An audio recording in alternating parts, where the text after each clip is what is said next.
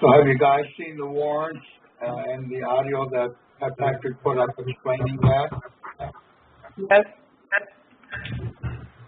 The interesting feature about that Elizabeth,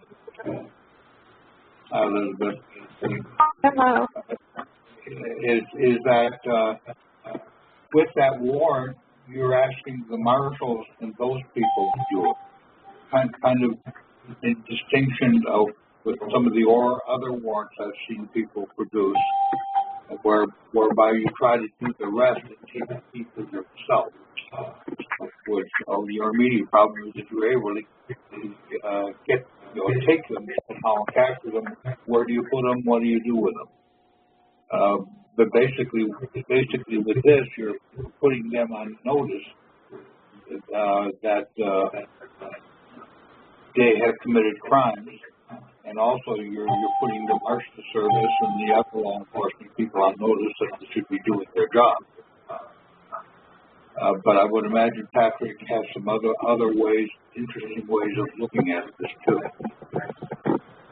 And I would imagine that he came about this because he said he would produce an endorsement to get people out of jail. But I see that this is kind of in preparation for how he wants to do that, because as he's doing this, you can see that he thinks it through, he undercovers problems. He wants to solve those problems and make everything complete before he issues the documents.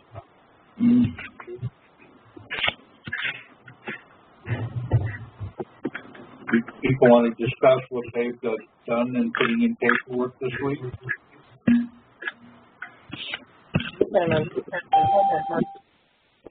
Where would I get the global stamp for the non-UCC? At the post office. It costs $1.15 each. So I would just say I need a global stamp and just say the $1.15. Yeah, I think they have 2, maybe 3 selections. Because the selections now are not the same as when Patrick first introduced the ID. Those round stamps don't seem to be available anymore. Thank you.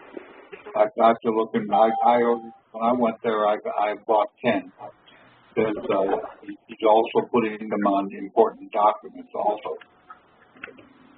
Some of them get mailed out, some are just in our UCC that we keep, our master file.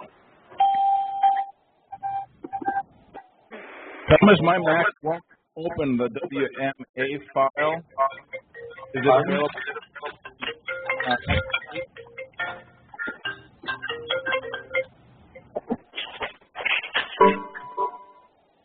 What was that question? Is the audio available in MP3 instead of the WMA format?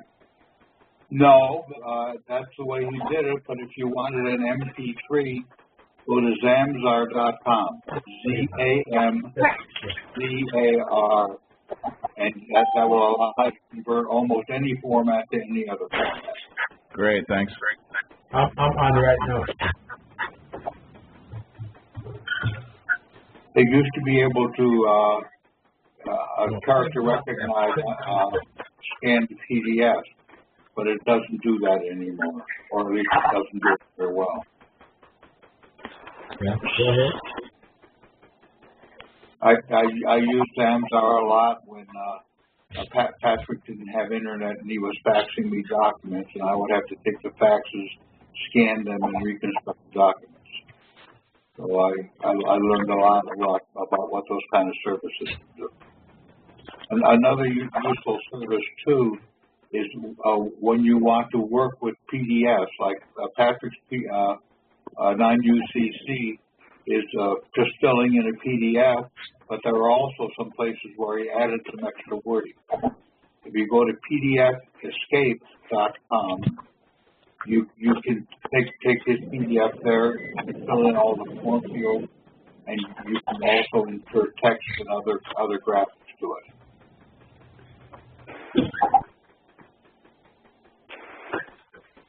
So there's various good online tools. You don't have all the have all the expensive programs that, you know, I mean, Adobe costs some fortune. Now, Patrick is recommending that you get Nitro PDF to modify any PDFs that you have. I think it's about $40.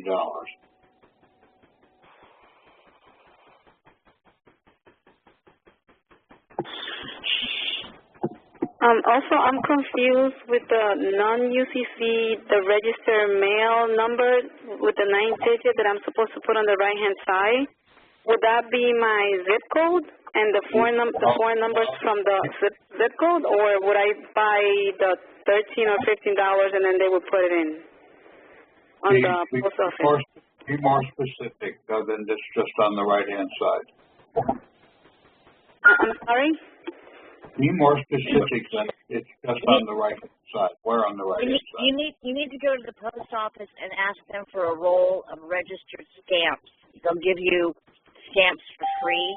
They're red, and they say RE, and then there's 9 digits, and they say US. That's where you get the stamps. I think she may be talking about how to endorse the global stamp that we're putting there on there. That's why I'm asking her to be more specific. Oh, no, she said the 13-digit ones. As to what part of the document she's talking about. That's a couple of the last questions that people mention something that's in the document, but they don't identify what the document is and what the file is called. Where on the document they're having the problem. No, it's for the non-UCC. Yeah. And I don't know which numbers, like the registered certified numbers that goes on the right-hand side. Okay. I was kind of confused. Would that be my zip code, or the lady just told me that I gotta get some roll for registered stamp on the post office? So is that what it's called? Just roll for registered stamp? Yeah, just tell them. They'll either give you a 5 or 10 or 20 or. Hey, lady, slow down. Let somebody respond to what you're saying. Okay, you keep talking, and basically somebody can't tell you what you're asking. Okay, that you get a registered mail label. Okay, a registered mail label has 13 digits on it. Okay. And you get it at the post office for free. Yes, you have to get the registered mail labels from the post office. Right. They have to give those to you because you have to be able to put the number on the document inside the letter. Okay? You explain that to them if they refuse to give it to you. Or you go to another post office and get it from them. Right. I've been to some small post offices, and they don't know about that. And if you ask them to order a roll of registered... You don't order a roll. You only need a couple, okay? Well, I found it easier to get a roll than to get a couple of them. What are you going to do with a roll of them, okay? You only need a couple, okay? I know. Those are important documents, okay? Those registered mail labels. You can get them whenever you need them. Yeah, it's they very are easy tracked. to get 2 or 3. Those numbers are tracked, even on the roll when they hand them out. Why get something and basically throw it away in the process? You're messing with the damn system.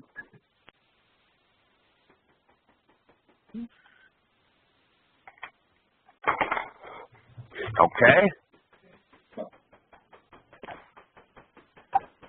5, 10, whatever. But a roll of them? Come on. And then you're not going to want to send them out by registered mail anyway, except back to yourself. Because registered mail, you try to send a registered mail off to Washington, D.C., and it's going to have to go, it has to be hand-delivered. Okay? It may sit in the vault in one of the post offices for a week or two.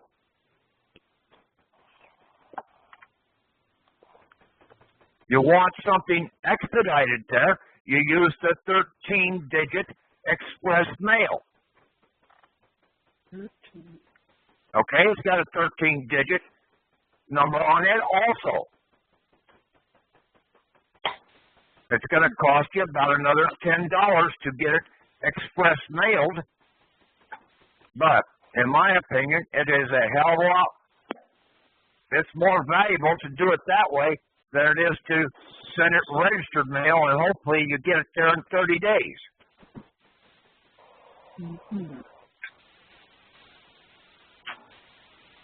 You people got to start thinking about some of this stuff.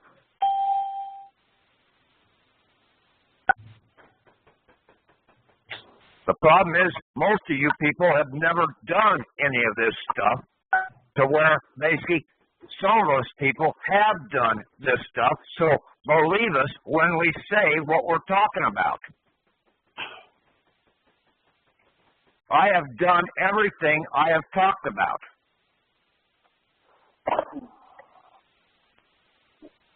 I sent out 3 warrants today. One for the county attorney, one for the magistrate judge, and one for the district judge. I have no problem in doing that because I know who I am.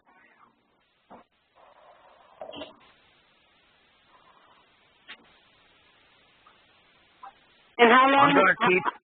I'm going to keep how long did it take you putting to the learn all this pressure on them. information? What? How long did it take you to learn all this information? Years.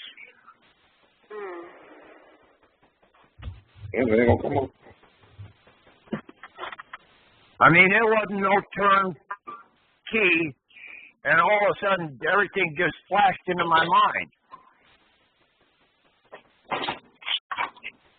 Really, it started when I was 5 years old, sitting in church, listening to a damn minister call himself Father, and basically listening to a gospel or epistle, and Jesus throwing all the people out of the damn court, and sitting and looking around, and I got a teacher, a doctor, a banker, and all the people that Jesus was throwing out of the temple sitting all around me.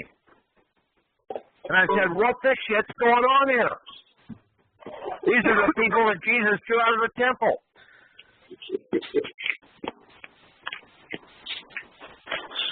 And I saw that when I was 5 years old. But then my parents told me, oh, well, that's the Old Testament. Basically, this is New Testament. Everybody's good now. Talk of bullshit.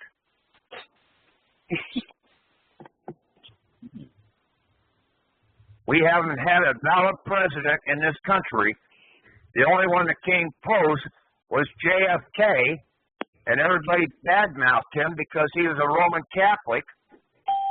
But yet, the Roman Catholic Church was instrumental in killing him.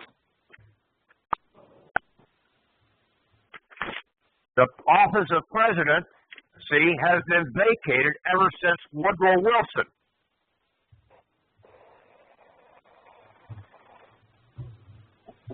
He vacated the presidency when he basically signed on with the damn foreign bankers.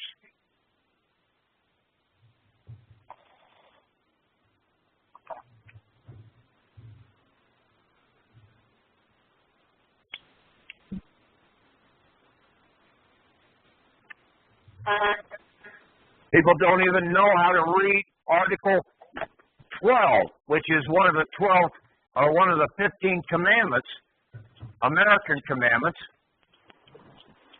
out here. When was the last time you ever voted for the vice president?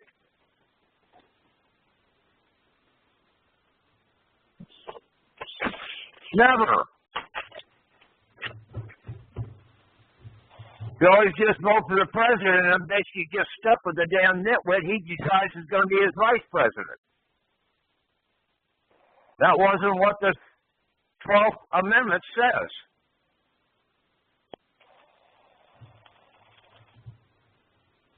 People don't know that those amendments are commandments. Commandments. They are to command the national government. So these are federal government commandments. They stand over the Constitution in the commanding of authority.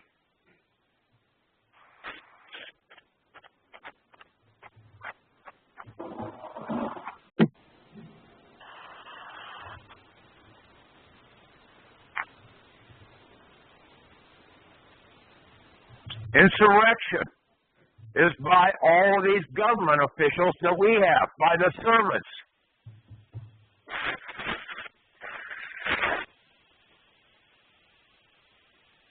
You have to start waking up the law enforcement people out here, explaining to them how they're getting screwed by these bills of credit that these damn commercial bankers and government bankers are not honoring.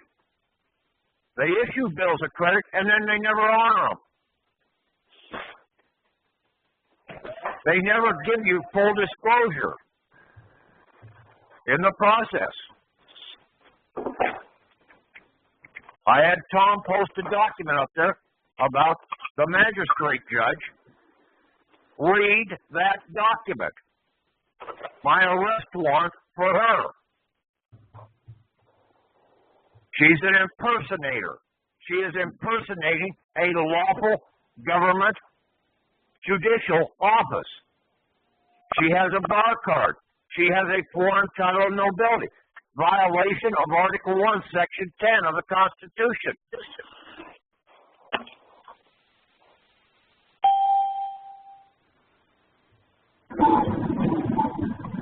Why do the courts not have the commandments in the court? Everybody wants to see the 10 commandments there. How about the American commandments on the right-hand side?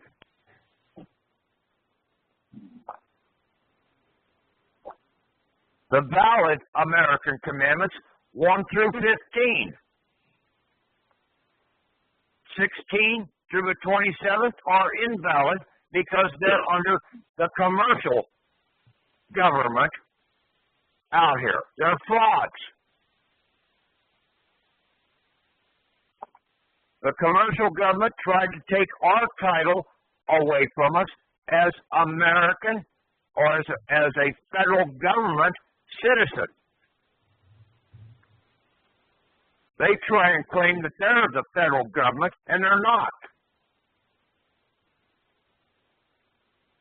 We, the people, and the sovereignty of the state are the federal government.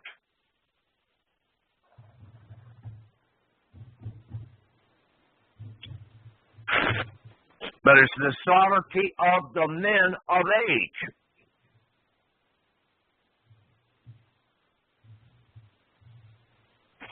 Because this was supposed to be a family nation, a nation of families.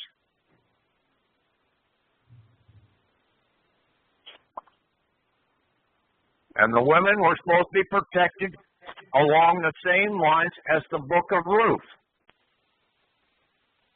Either under their father, their husband, or their dead husband. Or if they got divorced, they revert back to their father.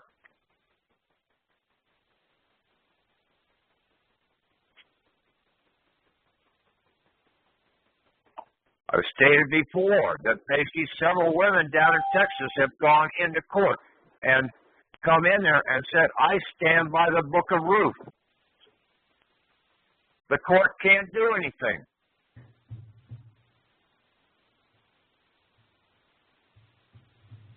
Because they would have to bring in the father, the guardian, in the process. The father or the husband or whatever. These courts out here are operating in total fraud. They are not honoring the bills of credit that they issue.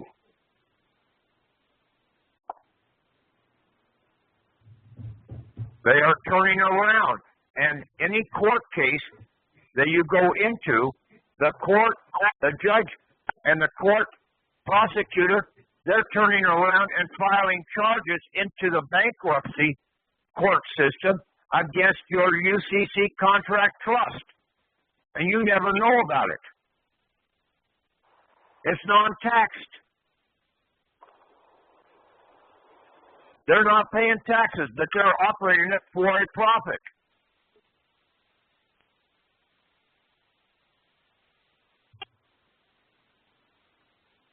They turn around and they issue out bills of attainder, which is basically, in most cases, an arrest warrant, under no court seal, under no oath, valid oath of office.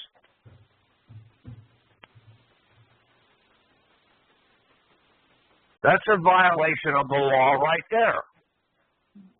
Letters of marque and reprisal.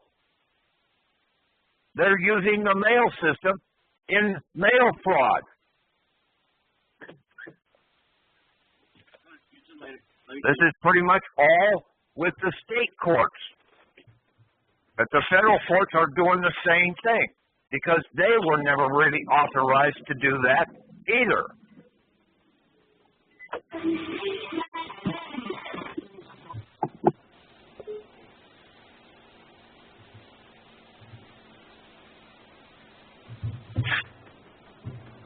These guys are not complying with the statutes at large. We, the people, have the authority. We order them. But you're going to have to basically scream bloody murder, rape in the process.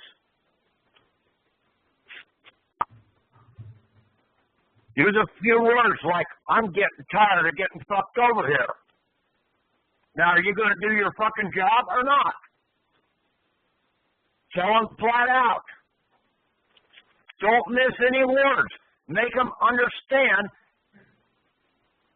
and they understand those words.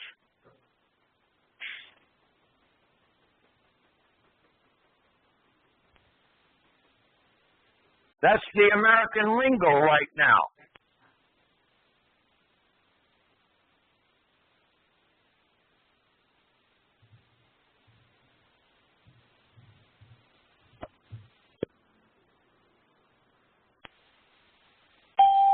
You have to show them that you have the authority.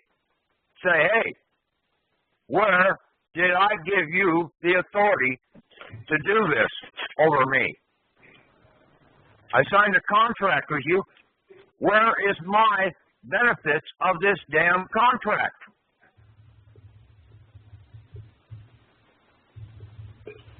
I gave something. You have to give something in return. Contracts are not one-sided deals.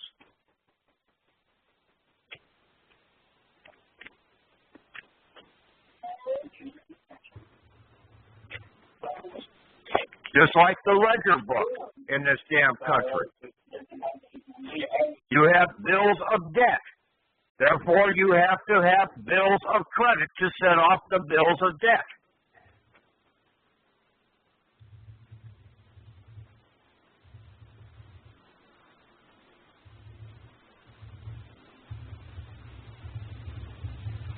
None of this is that hard to understand. I'm trying to break it down as simple as I can. I've tried over the years to explain a lot of the stuff in the Bible. It's strictly metaphors. It's all about banking, money, labor, exchangement. Going all the way back to poor old Cain, when he was busting his ass in the garden for the benefit of his father and mother, old Adam and Eve, sitting on their ass, not doing anything, but eating up all of Cain's labor in the process and not thanking him one bit.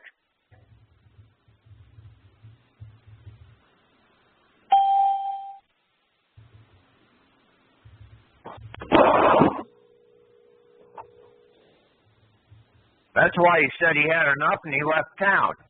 He killed off his counterpart, Abel, and said, I'm out of here.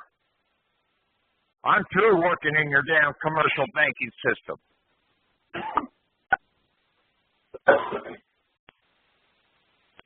And then all the way down through history, through the Babylonian Empire, through the Egyptian, through the Assyrians, through the Sumerians, through the Greeks, into the Roman times. Julius Caesar was basically the last valid Roman emperor because he was trying to operate with labor dollars and not with the bankers' usury dollars. So they killed him. Just as they did Abraham Lincoln when he created the greenbacks, which were labor dollars, so where the bankers could not charge an interest or tax the labor dollars. That's what JFK was trying to re-resurrect in the process. That's why he got killed. Garfield got killed because he was trying to keep the bankers out with the insurance system coming into this country.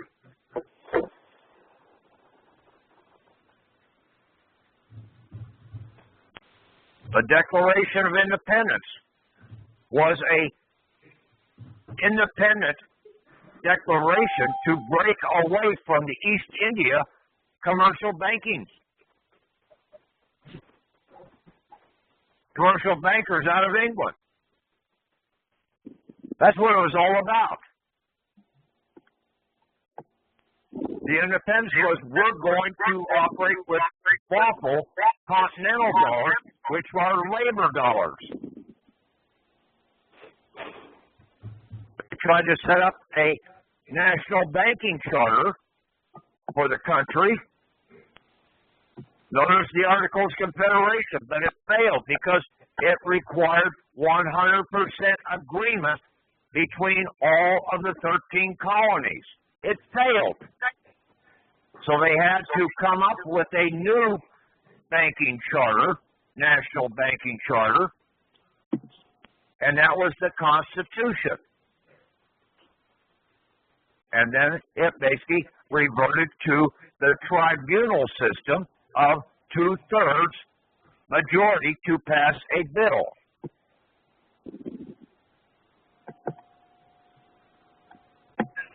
This stuff isn't that hard to figure out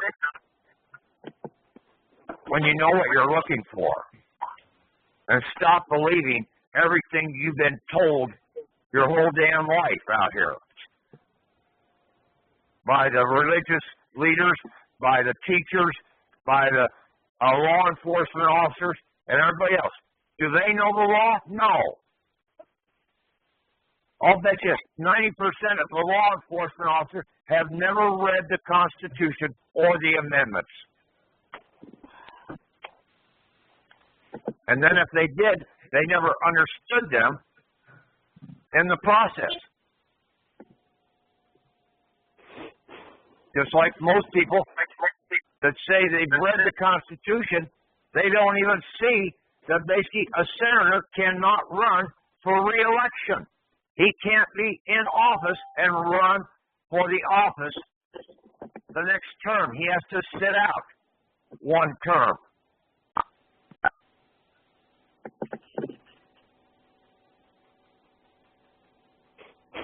The same thing was held true with the presidency. Grover Cleveland proved that one.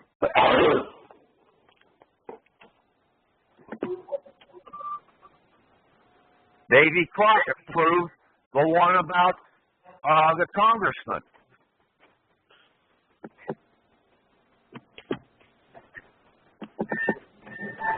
He voted for something that was wrong his first term, so he had to sit out one term and then try and run for re-election and promised that he was going to correct the mistake that he made the first term, of which he did.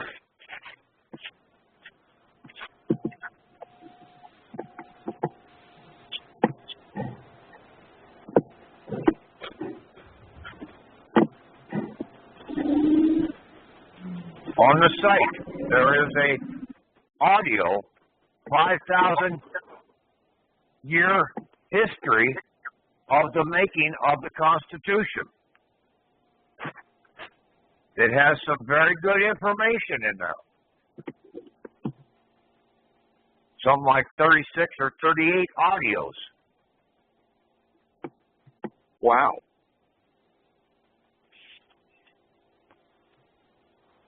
It's worthwhile listening to it.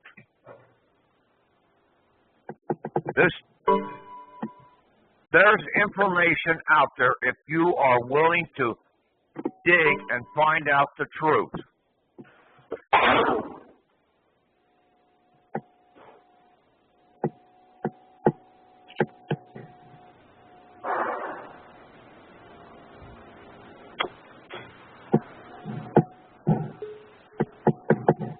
You cry loud enough, and basically sooner or later somebody's going to hear you. And the more of us that start crying and putting our paperwork in, sooner or later, we're going to start waking up somebody, because they know that they're in the wrong, and unless they start operating properly, somebody just might come in and take them out.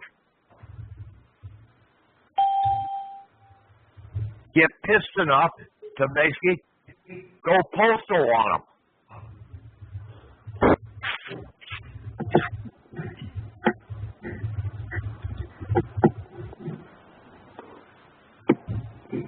These judges are starting to get scared in the damn process. That's why they try and control everything, and basically once they get somebody into their system, then basically they try and shut the door and don't let any other documents come in there. They try and regulate the justice.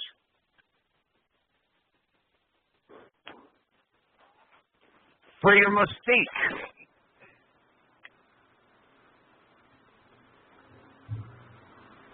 Right of protest.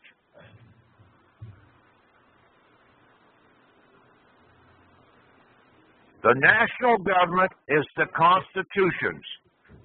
The government that was laid out by the Constitution of the country and of the states. That is the national government. The federal government is we the people and the sovereignty of the states. The sovereignty that was retained by the states as a republic or as a commonwealth.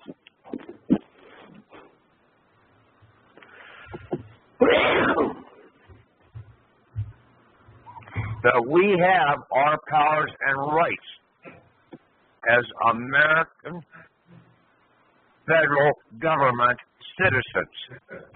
We're not a national citizen. We're not under the Constitution. We stand over it. All the constitutions start off, we the people.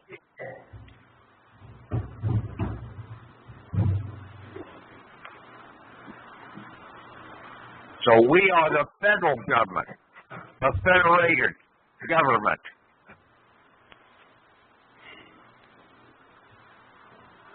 As basically it was called out in the Articles of Confederation. Federation. The people.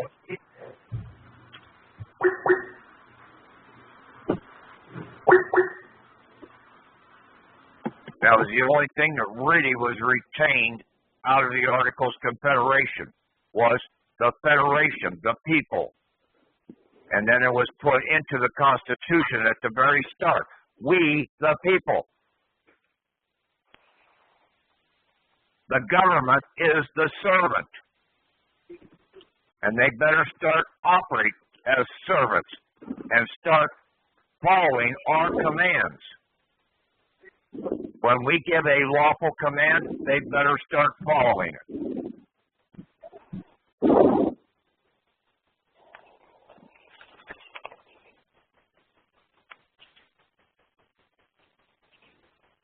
We have the power to issue warrants.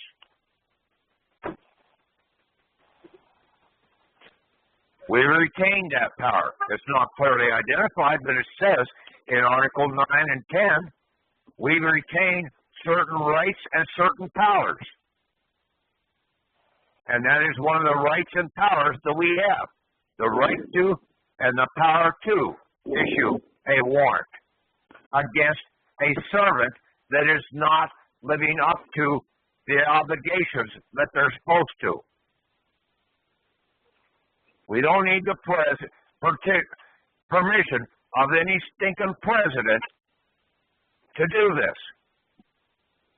The president is supposed to be a servant also. But they see the office of presidency is vacated right now. We don't have a constitutional president. We have a commercial banking president, just like the local bank president. They're just nitwits. Hell, look at what we've had in there over the last 30, 40 years. Complete idiots. Only operating for the benefit of the commercial world bankers to go out and make them a profit in the corporate world. Are we any better off than what was going on in the colonies being controlled by the East India Company? No. You want to watch a halfway decent movie about the East India Company? Watch Behind the Mask.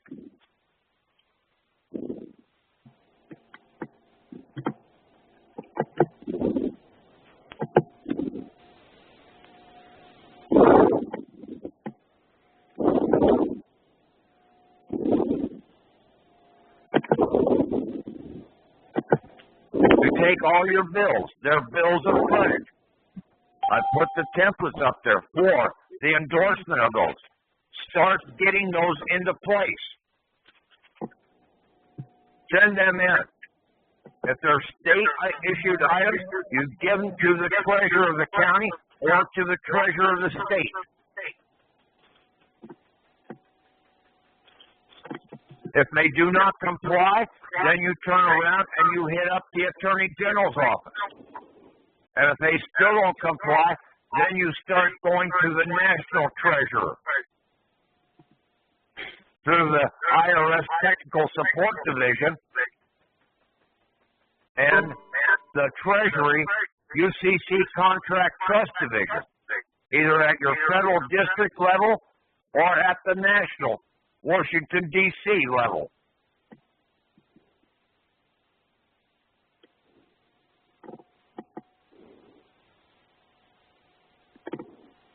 The squeaky wheel always gets the grease.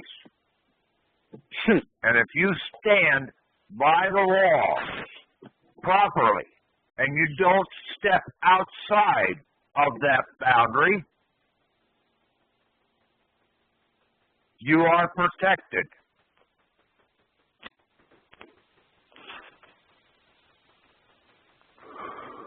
The problem is, too many of these so-called patriots have stepped outside of the area that they were supposed to be operating in, and that's when this commercial banking system took them down. By writing bonds, by doing things that they were not supposed to do.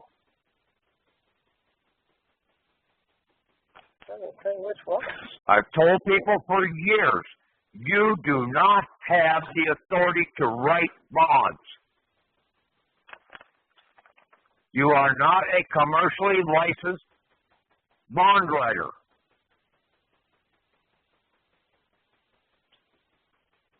And then when you're writing a bond, you are creating a debt instrument.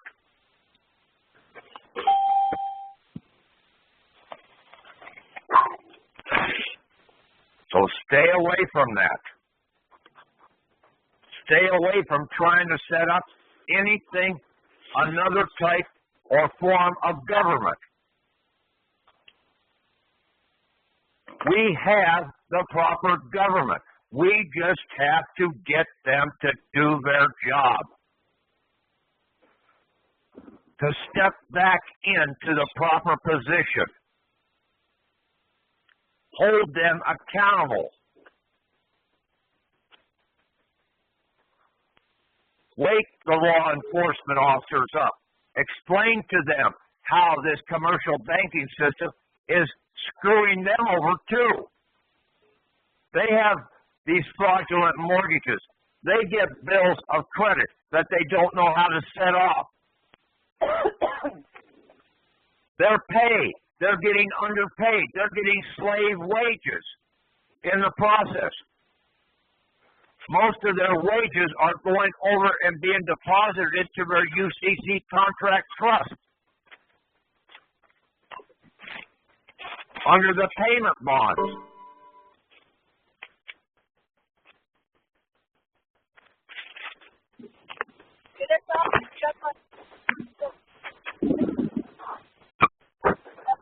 You people have to understand the documents that I put up there. Fully understand them before you utilize them. Talk it over on the groups. Start forming a group. Get a couple people in your neighborhood involved. Have them listen to a couple of these calls. Say, hey, you know there's something wrong. This guy right here might know what the hell he's talking about. Well, I do know what I'm talking about because I've been down this road so many different ways over the years. I've written more procedures out here. I worked in nuclear power. I knew the codes of law, the regulations, the federal codes of law to deal with nuclear power. I knew how to read them, interpretate them, stand up to the Nuclear Power Regulatory Commission and shut them down when basically I knew how to read the words in their regulations and said, hey, that don't apply to us.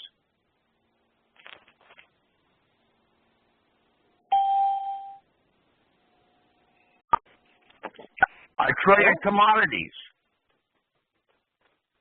I went and took the commodity broker's test.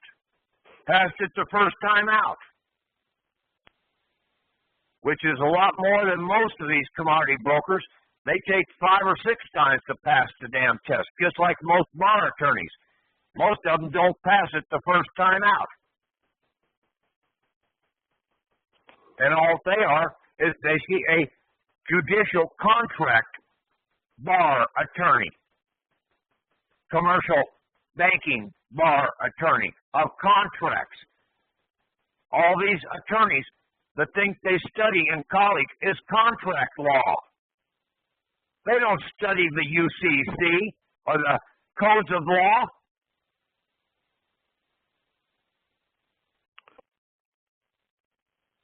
They have to go and look up half the damn codes.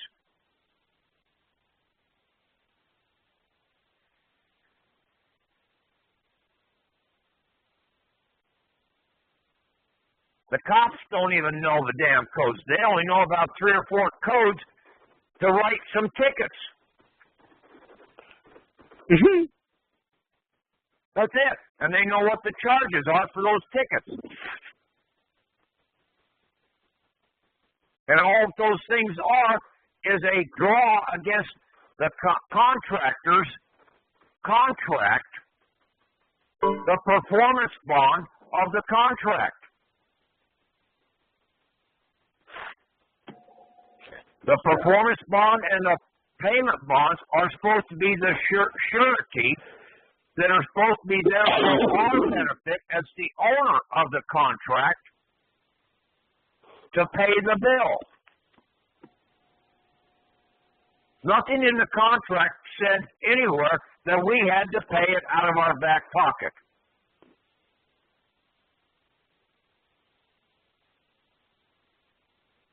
And nowhere in the commandments, the American commandments, does it say you need to have a driver's license contract, UCC contract.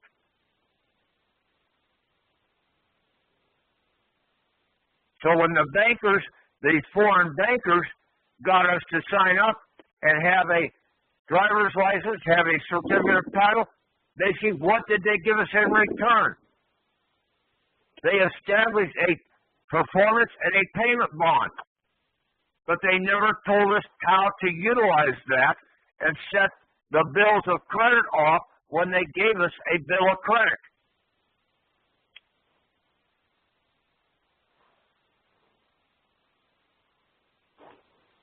So like the dummies that we are, we kept paying it out of our back pocket.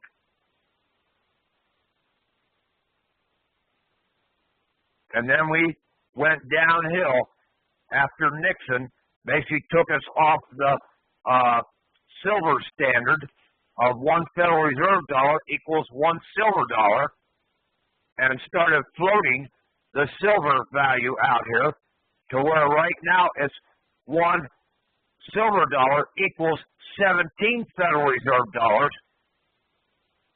So someone that was getting paid back in the early 60s or early 70s, one silver dollar of labor right now is getting paid less than 1/17 of a dollar,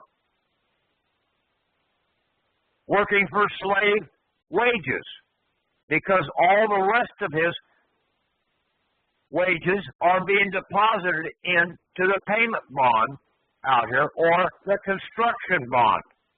I mean, the performance bond.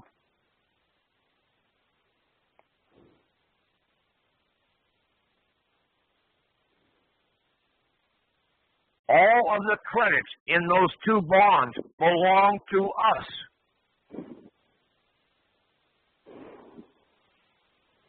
We had been putting those credits there. Nobody else. We're not getting something for nothing here. It's ours to begin with. The corporations have to zero their books at the end of the year. Where do they get the money from? They borrow it from us. We, the people, are the only ones that have any value in this country. The government don't have no money. The courts don't have no money. The courts don't pay the law enforcement. The courts don't pay the U.S. Marshals. Who pays them? We, the people. It's about time these damn enforcement officers start going to the proper people that are paying their damn salary.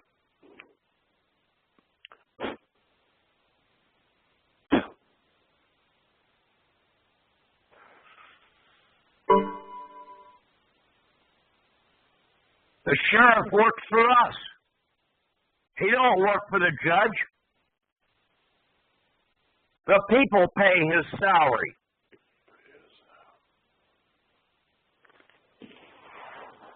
The state of is a derivative of the original. It's not a valid state. It's a commercial state.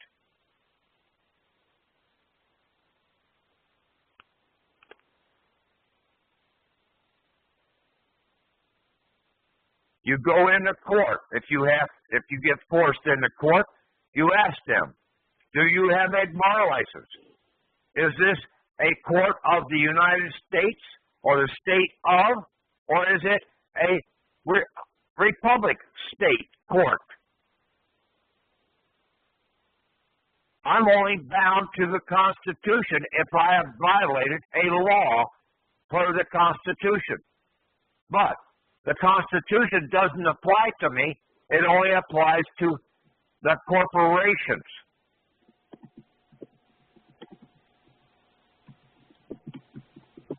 The commandments, known as the articles or the amendments, those are my commandments. I want to see those commandments on your wall. Now you show me which one of those commandments I have violated.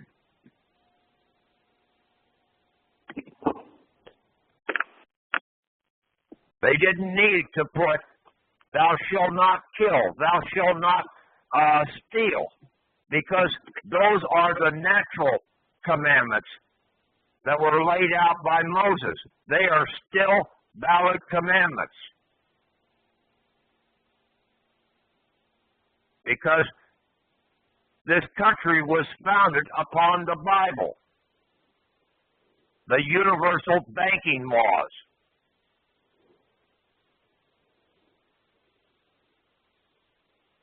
But they gave the people additional commandments to protect the people in this country from the commercial bankers.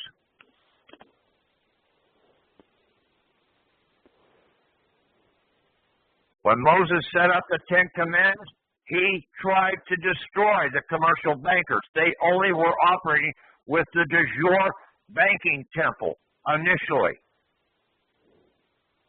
And then later on, the Jezebel banking temple came about.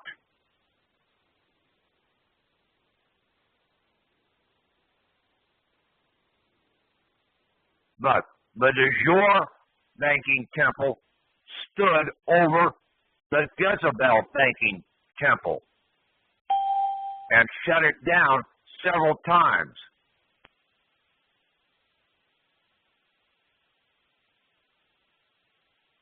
But these bankers, they go underground and then they pop their head back up again. Sort of like that old game of trying to beat the hell out of the damn gopher when he pops his head up in the arcade game.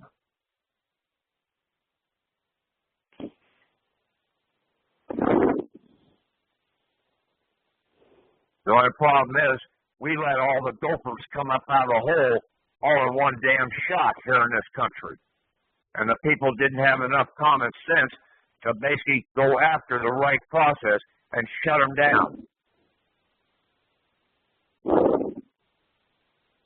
Because the bankers got us involved into another war, World War I. And then Roosevelt got us involved into World War II to get the people totally off guard.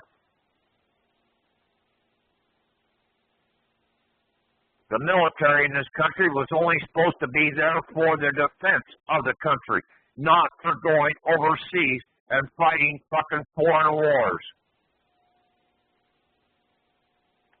All for the profits of some damn stinking banking corporation. Military complex.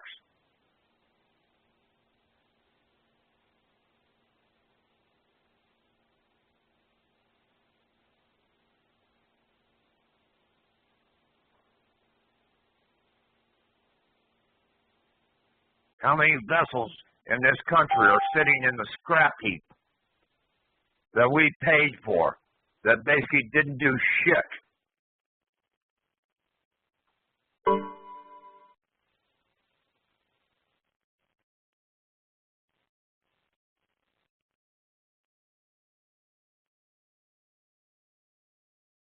Okay. Look over those documents that I posted up there. Listen to that one little audio I talked about, the American Commandments, that I have Tom post up on the YouTube.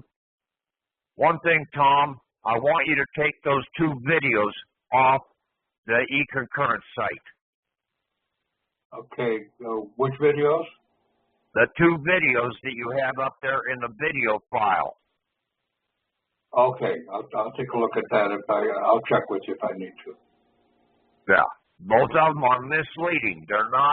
They don't say a damn thing about what I'm talking about. and they're misleading some people that are watching those damn things, and they're getting a wrong misunderstanding. Are you talking about the videos that were posted on YouTube this last week by? No, I'm talking about the two that are on e-concurrent in the video folder that you have there. I'll look at it right now. The one from the guy, the fat guy that's sitting in a damn chair talking about executor and stuff like that, and then basically the other one about the New Zealander. Saying that he's out of the system. He ain't out of the system, and basically what he's talking about don't comply with what we're talking about in the UCC contract trust process. Okay. So get rid of them. The video section. Yes, there are two videos. Oh, those Bill Turner video and how to, yes. Yes. Okay. Yes. That you like aspects of that before, but I guess most of it is wrong now. Okay, I will get rid of it.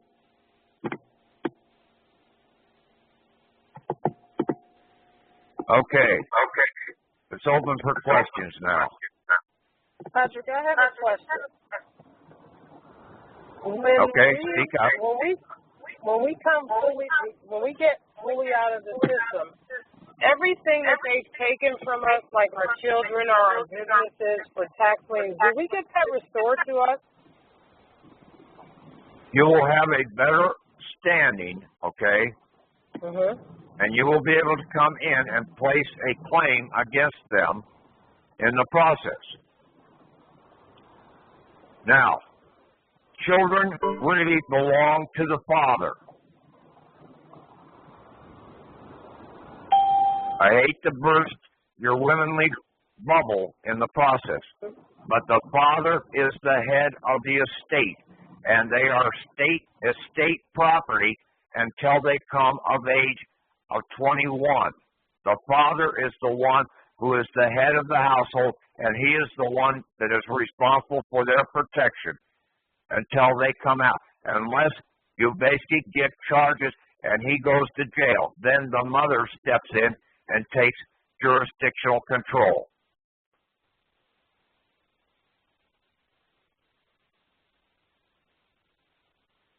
Now, did I just burst your bubble? No, you didn't burst my bubble. Not at all. But thank you. Okay.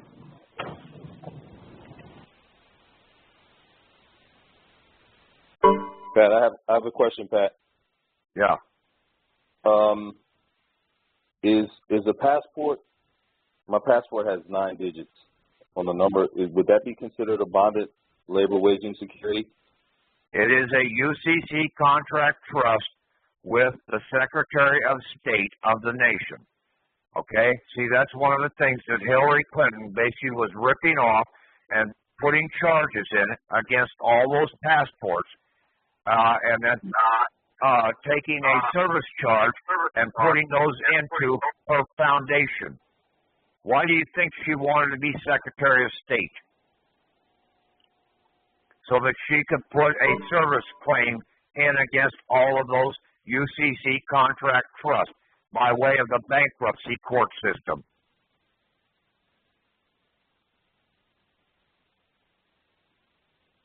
All right, so I can add it to my I can add that to my notice, that account.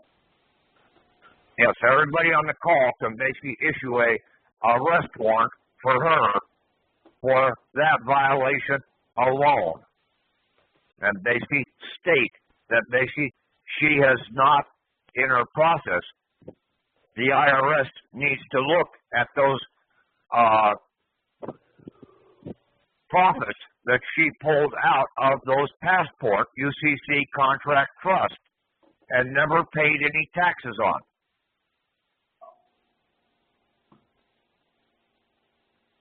See, that deal with the FBI, that was the wrong agency to go to. It should have been the tax man. But the people didn't know what tax law violations she was committing.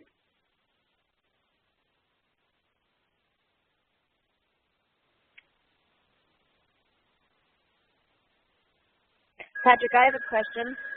No.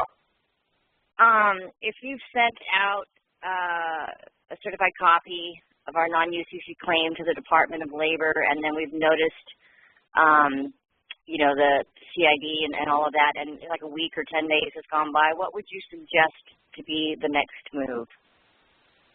Basically, the Department of Labor ain't going to do anything. We've got to go to that IRS Technical Support Center and the Treasury UCC Contract Trust, just like it's called out in the first volume of Statutes at Large, 5th Congress, Session 2, Chapter 49 and 50, for a prisoner in the process. There was never supposed to be any debtor prisons in this country.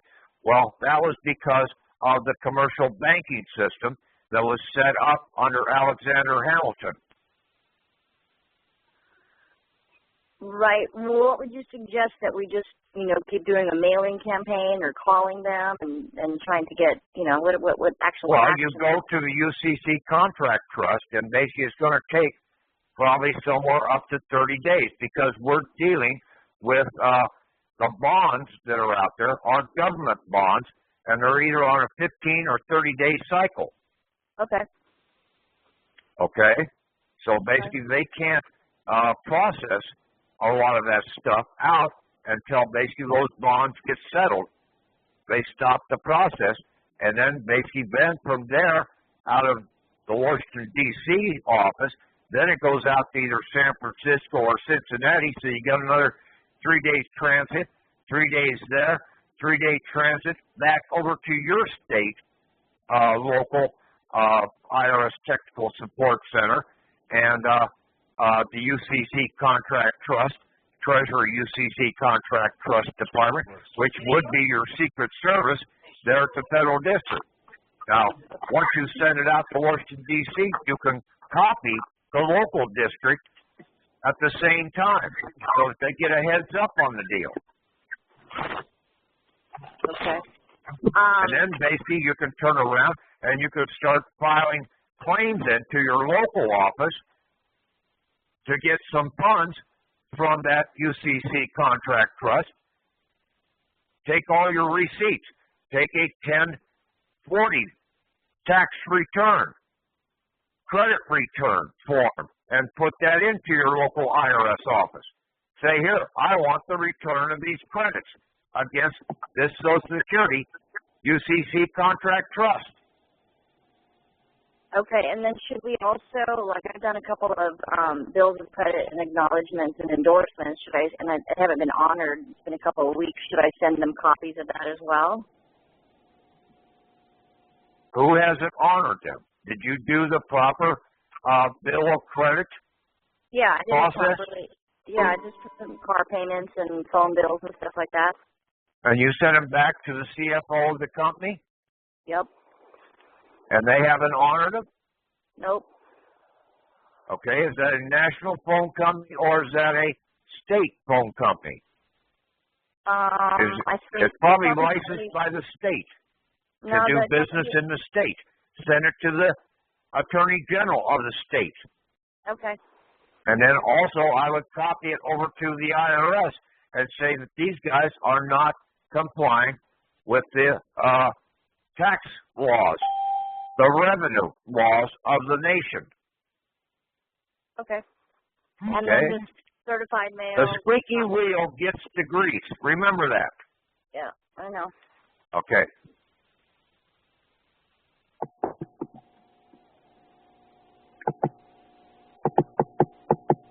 Hi, Pat. This is Robert. Yeah.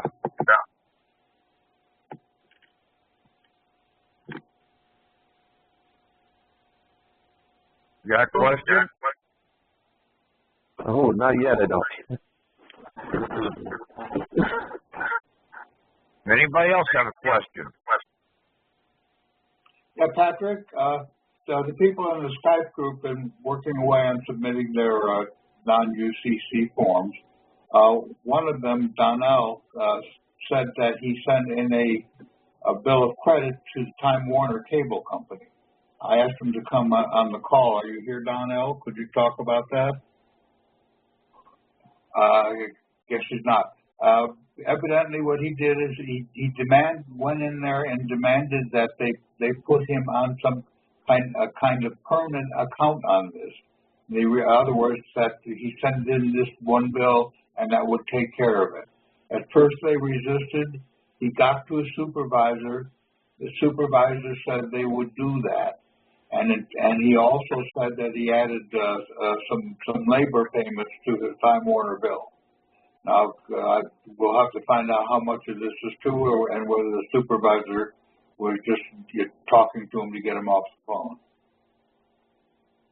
Yeah, if you get something back in return, but basically, for your bills there, basically, see all these contracts out here, okay, the phone company, the state of, whatever, they are the contractor.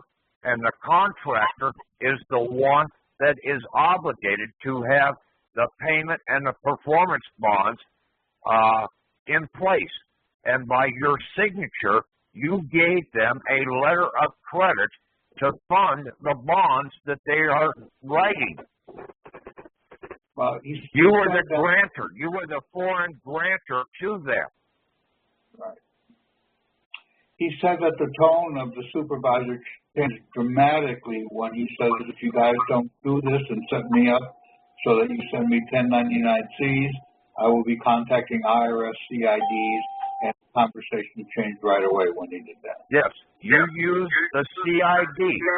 Basically, when I informed the treasurer of the state that basically I have been in communications with the CID, they basically gave me an escort around town until I left town to make sure that I did not get harmed in any way.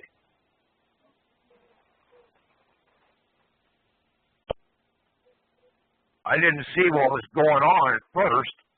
I thought that they were just harassing me. No, they were there trying to protect me because they did not want to get in trouble with the CID.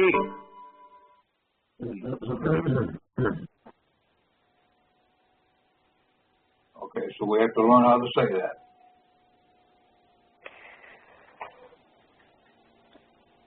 Contractor Investigative Division, CID.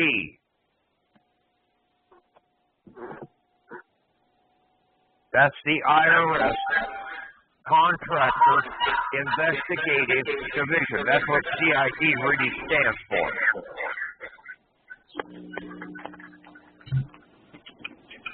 And see, all of these, the state of Iowa is a contractor.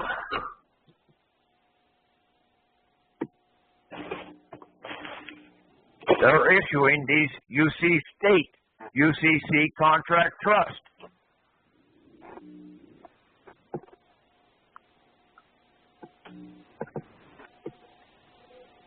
The courts, the judges, the county attorneys, they are basically in violation of not setting off these bills of credit.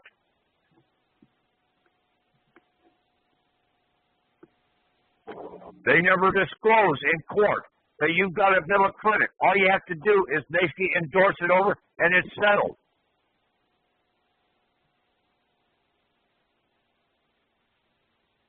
They don't give you full disclosure.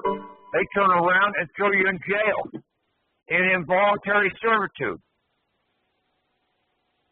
by deception for their additional profits and gain against you.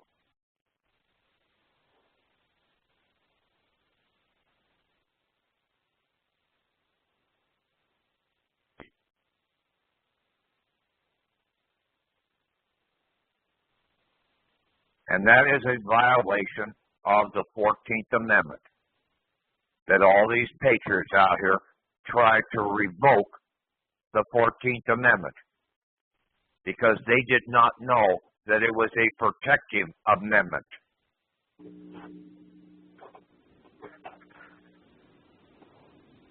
Why have I said that basically the only valid amendments are the 1st through the 15th?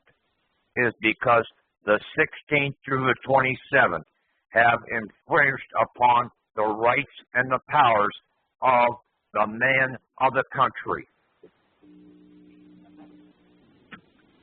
They have destroyed our voting by giving women the right to vote, thereby basically cutting our vote capacity in half. Therefore, we've had a bunch of nitwits in the damn presidency and in all the other government offices out here, because basically all the women were voting for moral issues instead of lawful issues.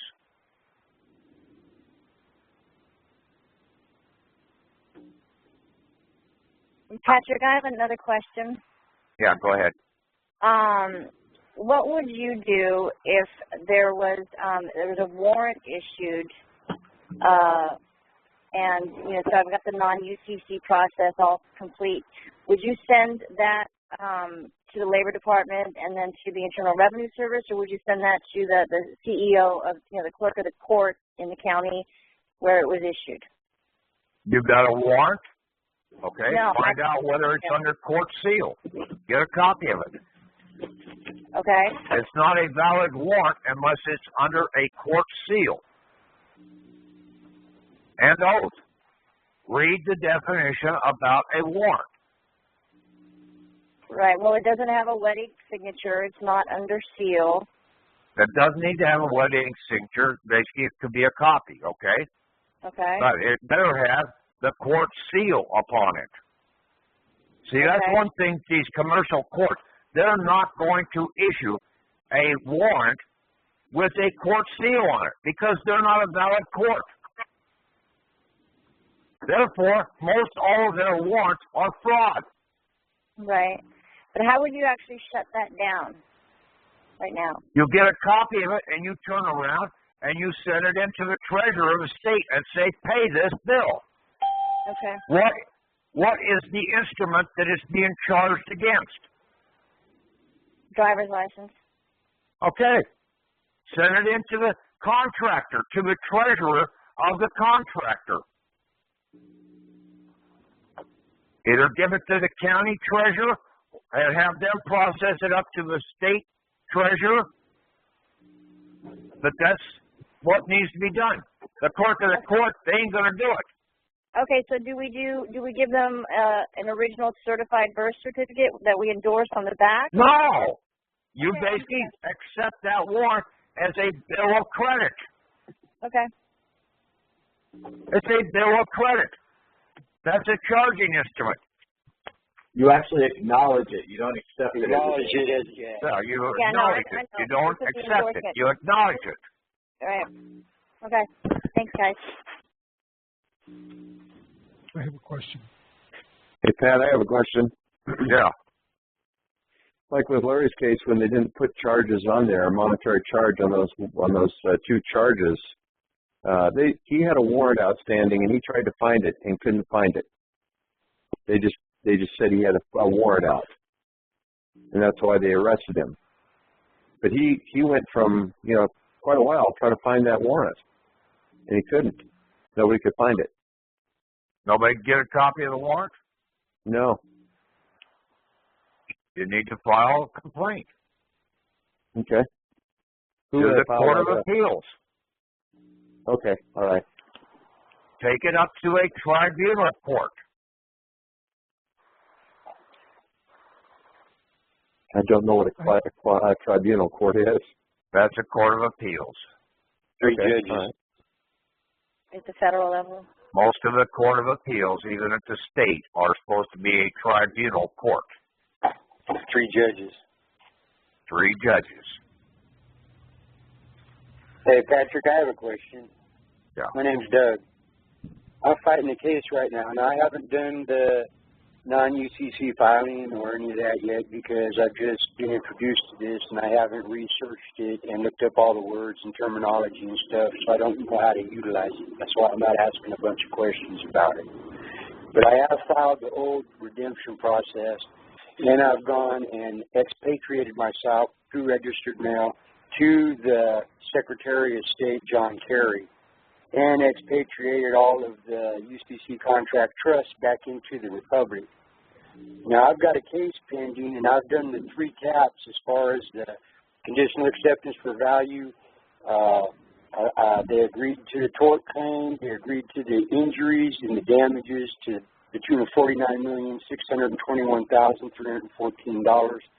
And I billed them once a month for 3 months. They haven't paid me. So now it's an accounts receivable. Now, the Secretary of State refuses to file any of my paperwork because they say that the IRS has stated that this is the type that's harassing, fraud, blah, blah, blah. So I sent them a letter saying either read or file my shit. Still won't file my shit. So they're not going to file your shit, okay? Okay, now what I want to do is I want to foreclose on the county. I have their EIN number. You don't foreclose on the county. You've got to go after your contract. What is the charging instrument that you're in court on? Oh, I got an information. I've got 3 misdemeanors and 2 felonies. Against what? What is the charging instrument? The driver's license? No, it's against the UCC contract trust account. Which one? The all capital letter UCC contract trust account at the Treasury. The Social Security person? Yeah. Account? UCC contract trust? Yep. Then they've got a bill for that, a charge. You take that as a bill of credit and you endorse it back to the treasurer of the state and set it off. Oh no, I understand the way I understand what you're saying there, Patrick. Like I said, I'm still researching that, right? But I understand all of what you're saying in your process. I understand how you say it works and stuff. That's not what I want. I mean, I'm going to try to set it off. I want to squash these pieces of shit. So under international law, I know for a fact that they're acting as a criminal enterprise.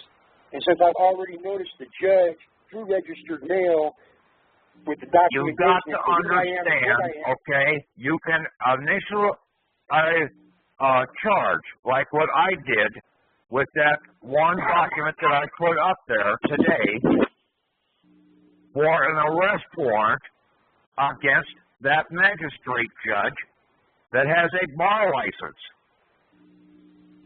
Okay, but they are operating in a state of insurrection. You're not going after any money in the process. You're going after... Under international law, see, I'm getting ready to go to the Hague. You're not operating under international law. No, they are. They are not. They're members of the Hague. They're members. They're signatories of the International Covenant on Civil and Political Rights. And the South. They are fucking in America right now. Okay. They're operating in insurrection here. You've got to use the fucking American laws to combat them. No, I want to liquidate them. What?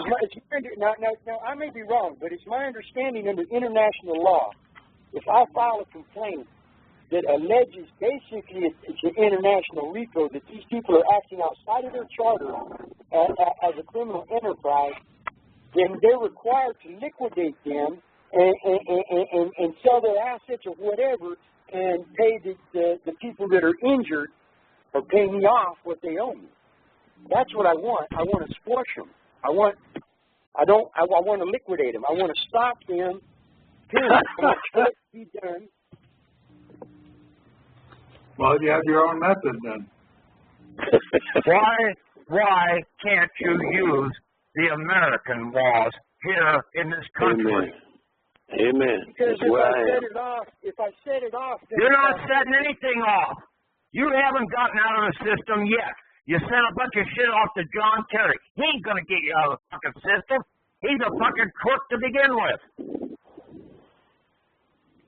Hillary was in there. She's a fucking crook. Oh, they're all crooks. Yes.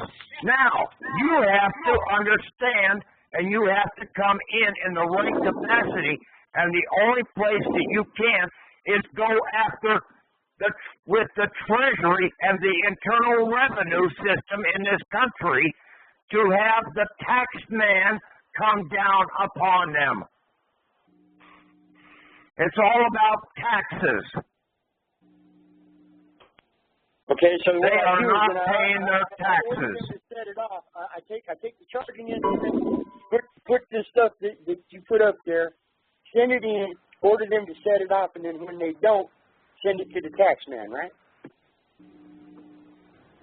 You basically put the bill of credit in properly.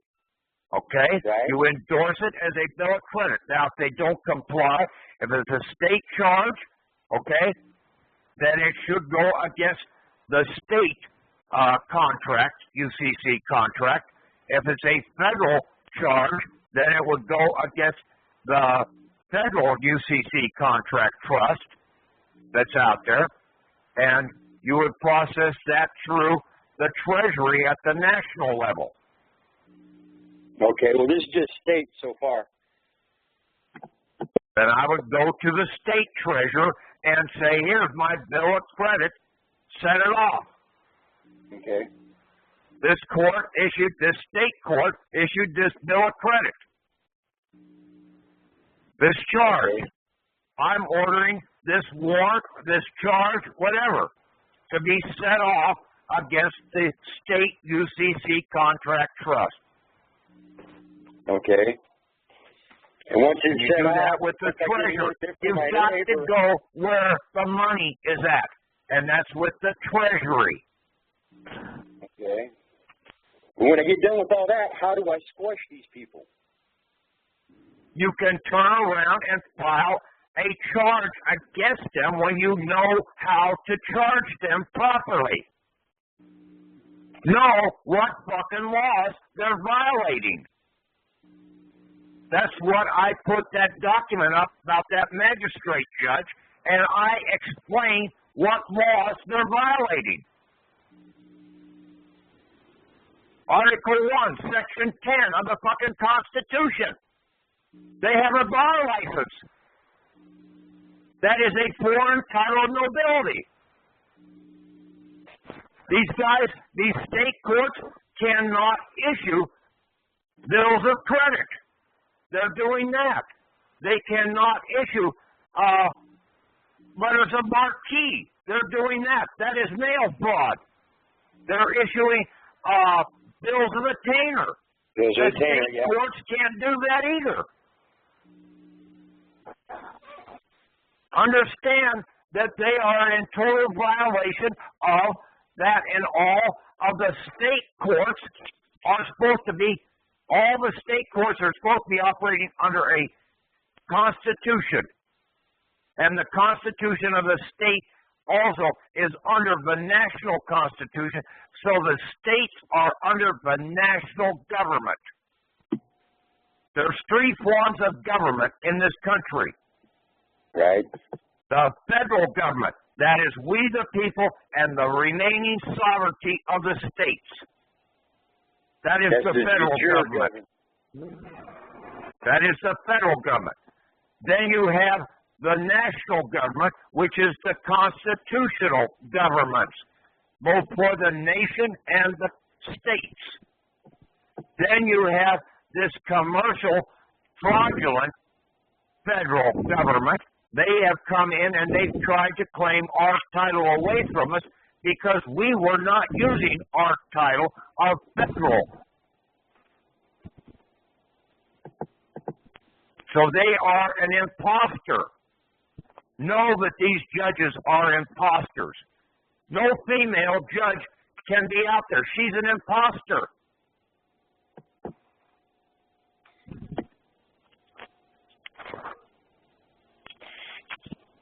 Patrick, can I ask you another question or make a request? Since we're sending these acknowledgement bills of endorsements back to them, would it be possible for you to, I mean, it seems to really make sense that we should start asking for some money back from them for all the hardships and stuff. Could you guys think that you might be able to put a template together that we could attach, when we print it out on the back of these bills? I would basically go in and basically just try and get the bill set off for right now. Turn around and take a copy of your birth certificate or whatever and take it up to the local IRS office and have it processed through the IRS Technical Support Division, care of the Treasury UCC Contract Trust, and try and do a draw against the payment bond against that birth certificate UCC Contract Trust.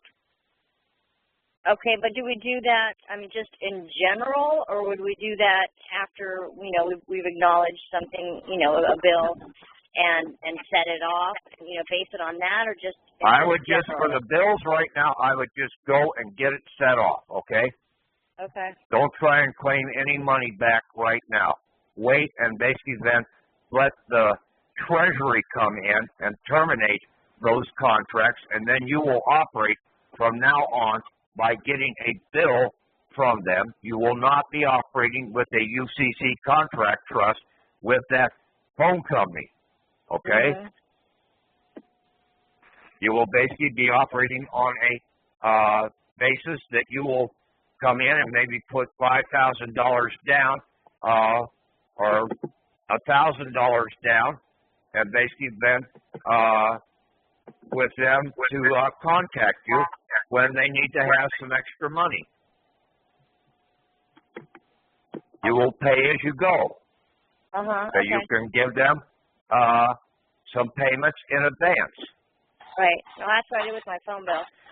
Okay, so then, but going back in and asking or, presenting them with a certified copy of our birth certificate, it's not one we... No, you don't send that into the phone company.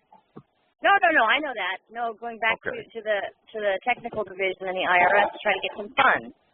Yeah. Should wait on that too, or do you think that we should be trying that right now? No, you can send one right in right now if you want to. If you need some funds, and basically just make it a draw against the payment bond. Okay, so then that way you don't have to pay any taxes on it.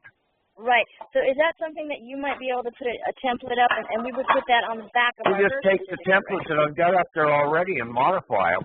You just don't put any charge in against the performance bond, and you just put the charge in against the payment bond. Just like what I've got a template up there of how I did my traffic tickets. Okay. And then just basically, like on the DOT, that was where I had DOT, you would put certificate of live birth in there, and then put the registration number on there. And then you would put that bill of credit endorsement on the back of the birth certificate. Okay.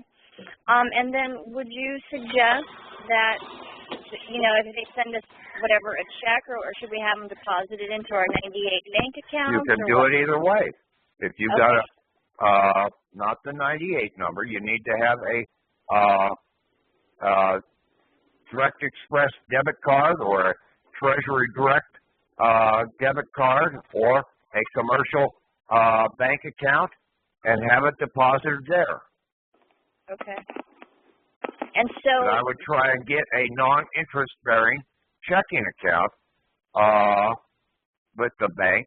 Let's see, in most cases, it's still going to have a FDIC contract.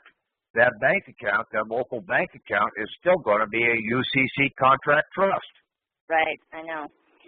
And so when we do this, when we do the endorsement to get some funds, we do give them a raised seal bond papered birth certificate, right?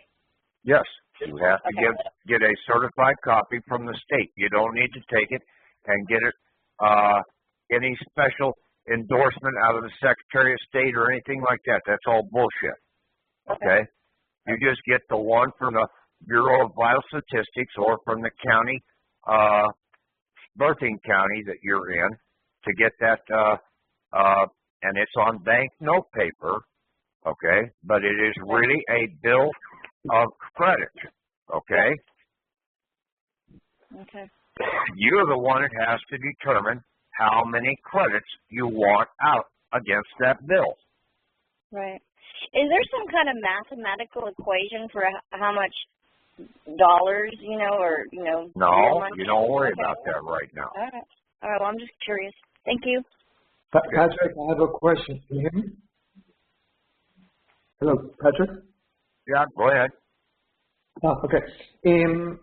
After we do the non-UCCs and we have that all in place and we, let's say we owe money to the IRS, right, and we submit Door's bill of credit with that, is there a possibility that they can say that we cannot do that or that we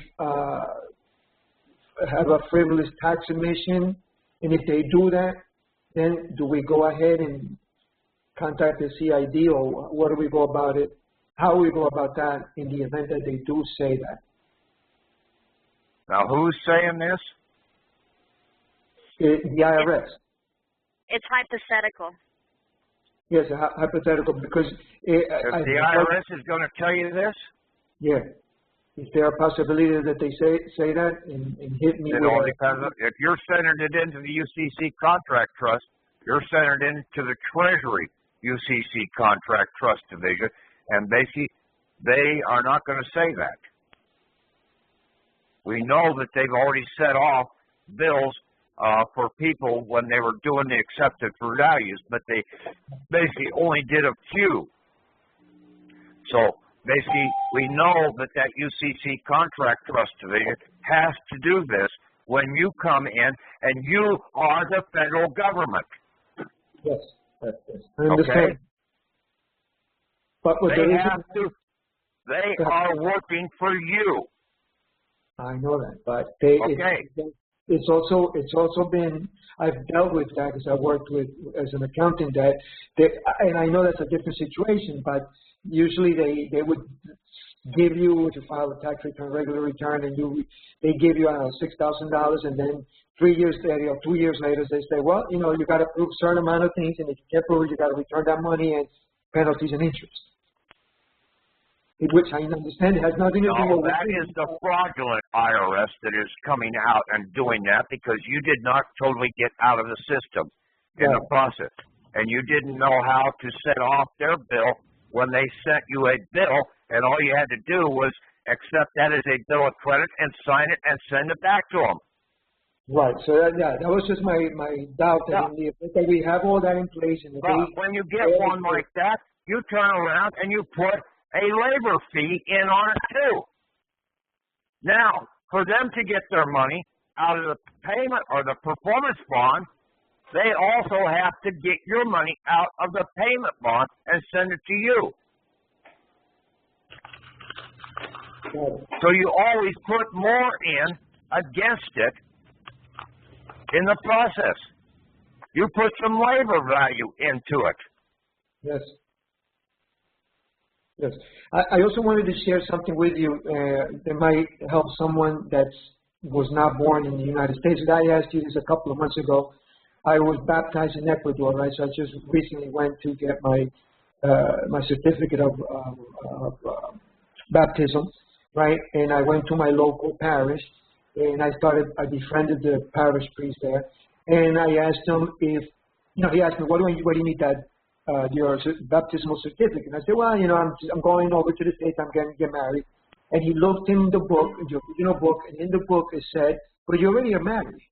You can't get married again. I said, how do you know that? He said, because, look, we wrote it here on the actual book. So you cannot get married again. I'm like, but I'm divorced. He said, no matter. You're still married in the church. You cannot get married. So I said, well, okay, what's the next procedure? Do I take the certificate to the... That is a moral issue, okay? Strictly a moral issue. Okay. Got that. Forget even asking them in the process because they're trying to control you. Okay? I know. I understand that. I don't want to talk about moral issues, okay? Okay. I understand. So then I said to him, okay, so now this certificate is valid. no, he said you need to go to the Archbishop of the town that you're in and have them put a visum, a seal. And I said, well, what is a visum seal? Well, he said, well, it's basically a visa, a title of a visa. So I found that kind of interesting that the Archbishop is going to put that visum or that seal on there. And from what I understood, and then I asked him, well, do I need to? Because I remember I asked you this question. He said, well, just come here and get rebaptized. So he said, no, you can't get rebaptized because you're already baptized. So I'm taking it as go to a Methodist church and get baptized there. Okay. They're all fucking bullshit anyway. Okay. Well, I was thinking maybe I don't need to do that because that certificate is just as valid in the States as well. Basically, right now, just forget about the baptismal certificate. Just get this other shit going, okay? Get out of the commercial system. Okay. Okay. Anybody else? Patrick, I want to know how to figure out the steps. I'm just starting with this. Figure out the steps to get out of the system. The best thing to do is go back and listen to about the last 5 or 6 audios. Okay. And go through the documents that I've got up there. Okay. Basically, most of them, if you go into We the People, in the first file folder in We the People, most of the files are in time frame order of when they were posted. The ones that are on e-concurrent, there is no date of when the files were posted, so it's going to be a little confusing. Okay. Okay? But the audios on e-concurrent are basically by dates, so basically just start backtracking. Okay. Okay? And then try and get a couple other people and work together. Just like what you had to do in high school or in junior high, you basically, in a study hall, you basically got 3 or 4 people together and you put your heads together. Okay. Okay? Like I did in the fraternity. Yeah, you bet. Okay. Okay. Patrick, may I ask you a question, sir? Yeah. Okay, Patrick. How does one clear up one's credit? Because, we have a situation where, the credit is not good, but every month it's like they add things to it which might not be true, but it's just making one's credit worse. And every time you try to do something like purchase a house, they look at it and say, your credit is not good, etc. You forget about that, okay? The commercial bankers are controlling you and trying to drive up the interest on you in the process. You forget about that. You go and basically try and get out of the system. Then you don't have to worry about any credit rating. Okay. Okay? Okay, Patrick. I didn't get the site to really go on to make sure that we can see those 5 videos that you mentioned. So could you give me that, how do we get on the site? I'll let Tom explain that. Tom, you still on there? Yeah, I'm here. Explain to him how to get on e-concurrent and We the People. Yeah, you have you joined the Yahoo group We the People shareholders? No. You have to do that. Go there on the menu, hit groups, put We the People in the search box, and then that'll take you to We the People. Press the button to join, and once you join, you will get a welcome email that will direct you how to get to the e-concurrent site where all the backups are. The e-concurrent site has 2 names. One is econcurrent.com/divine. Or you can do it by WeThePeopleShareholders.tk. They both take you to the same place. You said econ, E-C-O-N? ECONCURRENT.com. /divine. /divine. Okay, and then you say you have to join the system, huh? You have to go to your Yahoo. The other way to do it is just Google join Yahoo group, We the People shareholders, and that should take you to the right page.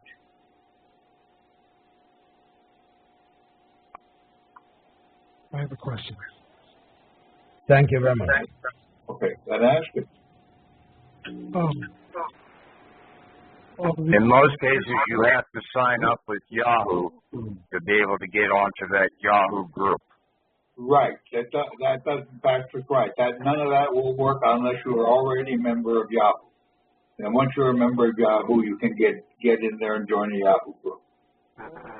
And then you have to sign up as a member of that We the People _ shareholders group site. And basically, you just tell them how you want your email sent to you, and then basically put the little code in, and basically then you join up as a member, and then you can access the files there. Okay, thank you. Okay. My question is, how do you get a person out of jail that was put in on contempt of court? Purge yourself. I don't think he knows how to do that. Is that a statement he makes or a paper he puts in? No, I basically, in the court, the judge was going to try and charge me with contempt of court, and I said, you can go ahead and charge me with contempt of court, that I have the power to purge myself, so why even bother? He never brought up contempt of court again. See, it's a commercial court. I understand. Okay? And see, when you understand that you have powers over this damn court, and basically that you stand as a federal government citizen, standing over both the national government and the commercial government, these fucking courts don't have jurisdiction over you. They only have jurisdiction over a fiction, a contract trust person. You're the fucking owner. Okay. The witness to this told me that the judge says, I'm going to charge you, give you 30 days for contempt of court. He stood up and made a motion to the bailiff. The man was grabbed, put in cuffs, and the judge walked out of the room and wouldn't answer him. He tried to talk to the judge ignored him and kept on walking. You write an arrest warrant out for that judge.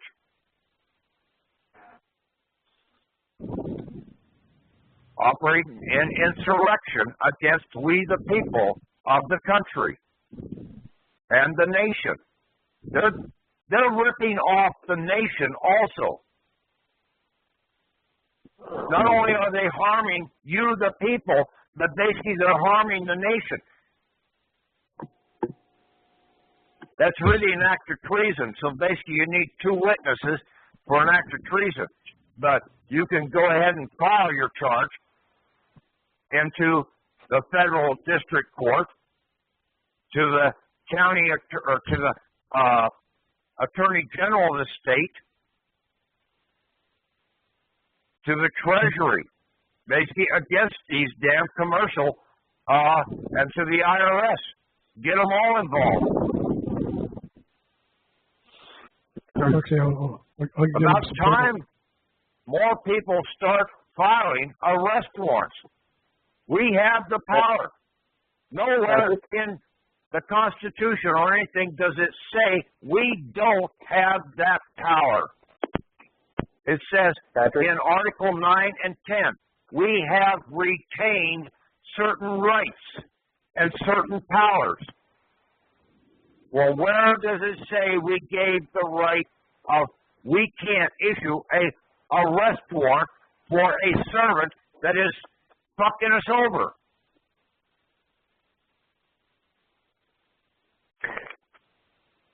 Patrick? Yeah. Do you have a template for treason? Because I've got the witnesses on this one. Well, basically just take that one that I put up there for that magistrate judge and just add another signature and say basically this is also I've got it addressed about insurrection on there, and just basically put down also that you're claiming that this is an act of treason, and then sign it with the two witnesses. Okay, gotcha. You don't need to have this notarized or anything like that. Good. Where does it say in the commandments, the American commandments, that you have to have anything notarized? The only place where notaries have to come in is in the corporate structure. That's why the Secretaries of State, under their constitutions, will not take a non-UCC. They can't file a federal government document.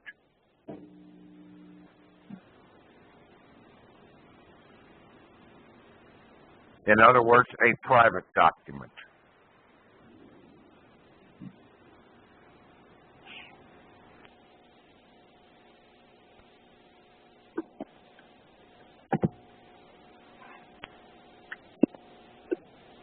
And don't be afraid to send any information out to these law enforcement officers about the damn, here, read what it says in the Constitution. Read what it says about the amendments. More than likely, half of them have never read the damn thing. Put it in the front of their face. Say, you might want to read this fucking document so you know what the fuck you're doing. Who pays your fucking bill? It certainly ain't that fucking judge that you are kissing ass on. How about the county attorney? Can you do the same thing to him? I submitted one in against my county attorney too, yes. Okay. I submitted 3 into against one district judge, against the magistrate judge, and against the county attorney. The district judge for basically issuing a warrant for search and seizure, dragging me out of my house about 3 or 4 years ago under no court seal. They have sent people out, law enforcement, sheriff's officers, police officers, out to arrest somebody. The police officer gets shot in the process, killed. The arrest warrant had no court seal. Should those judges be charged with basically manslaughter? Yes. Because they were complicit in the death of that deputy. Because they did not have a valid warrant to be serving on that person to begin with. See how these corporate commercial judges operate? And they think their shit don't stink. Well, I'll tell you, it stinks twice as bad as yours. Because they're rotten to the core. Yes, they are.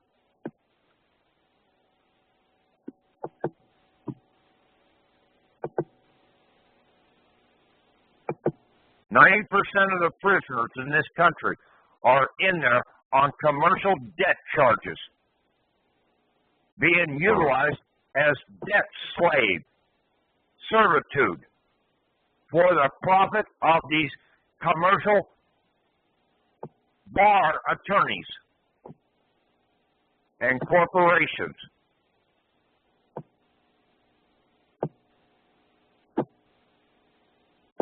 It is just as bad as the East India Company that basically our forefathers tried to run out of this country.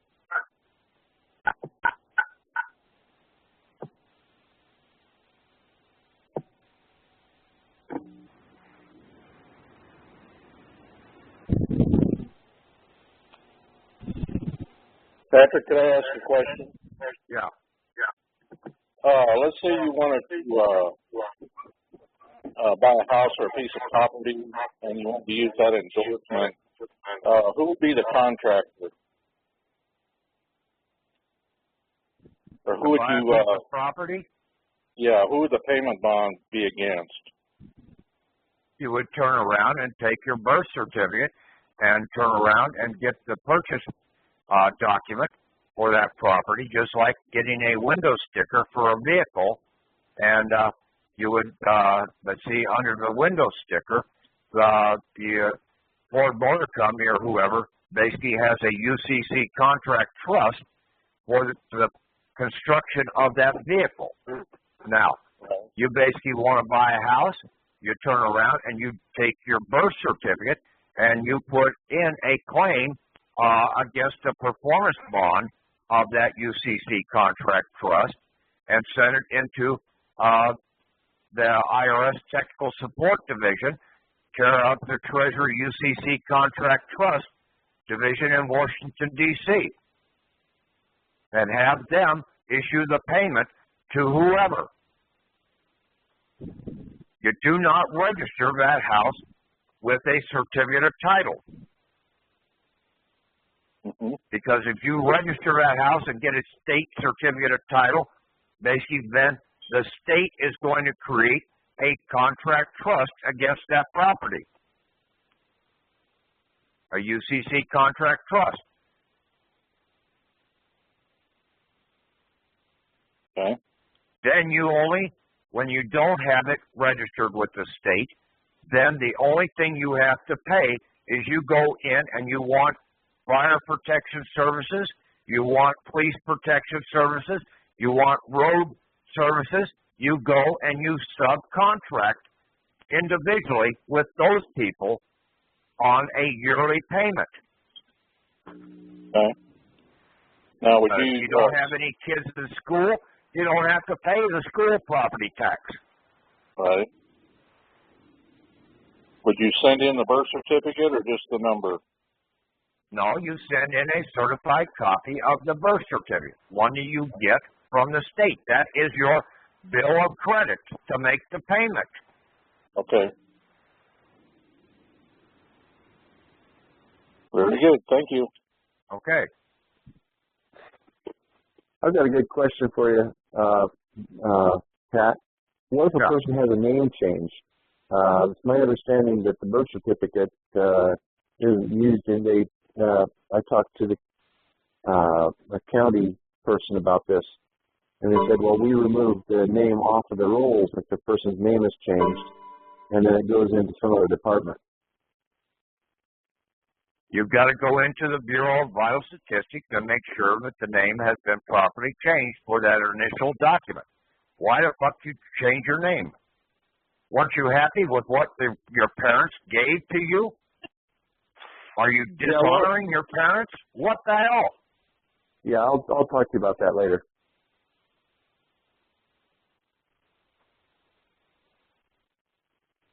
Now, if it was by adoption, then basically you've got a court order.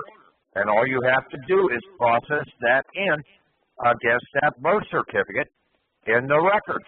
And basically that number should stay the same, that basically it should be rolled over under the new name. Okay. Okay, simple. Ask and you shall receive. Go and talk to them. All right.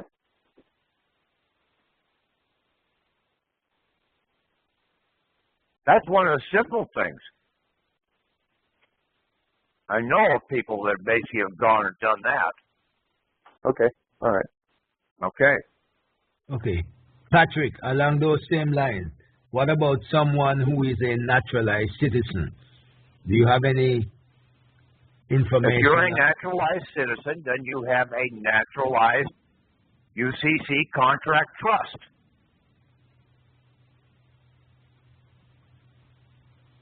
Which functions in the same way as the birth certificate. Right. Okay. Yeah, you had to have a court name change authorization if you changed your name or something.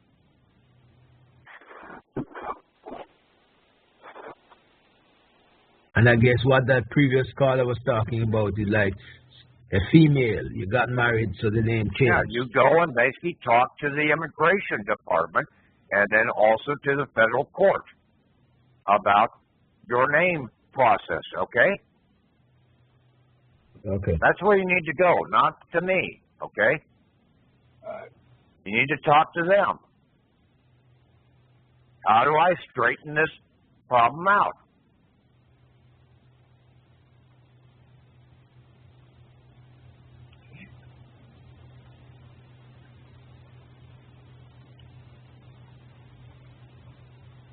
See, these things are simple. You just have to think about them, okay? They've got offices out there that basically will take care of some of the problems you guys think are insurmountable, then they're not. You just have been scared to go and talk to these people and ask the question. If you don't ask, you'll never find out the answer.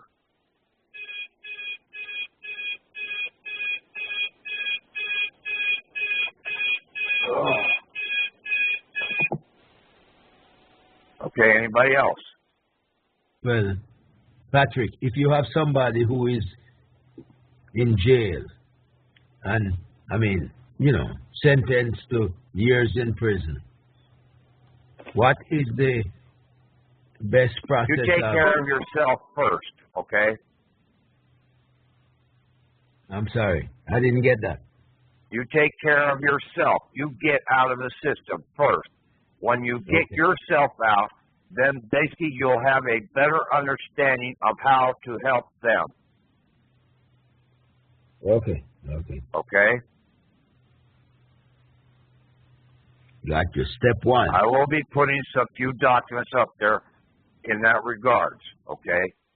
All right, thanks. But you need to take care of yourself first. You can't help anybody until you get your feet on the ground.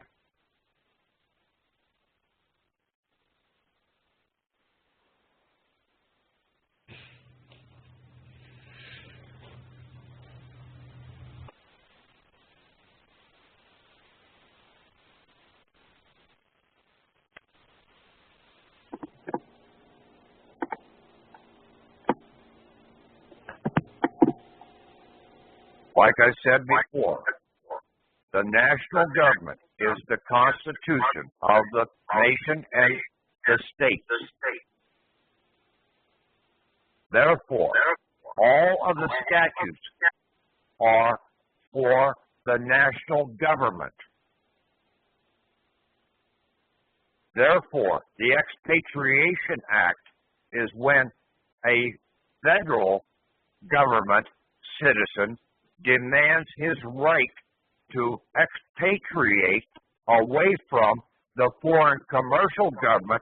Now, per the statute, the national government has to also come in and aid in the process of getting you away from that foreign commercial government.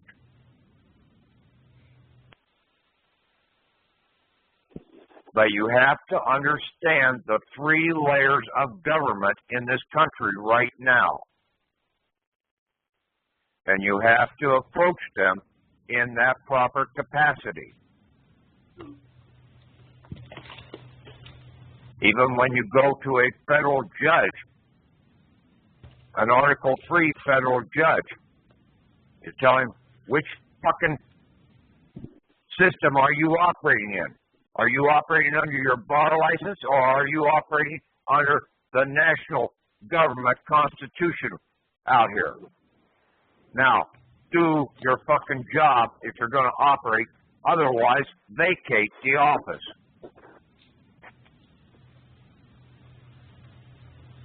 I sent that wording right up to that chief judge. I'm not afraid to basically call these servants upon the carpet.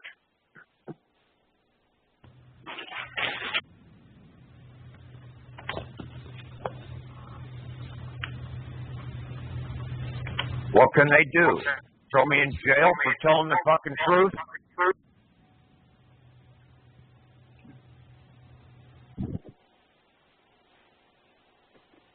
They definitely ain't going to haul me into court because they don't want anybody else to hear this shit.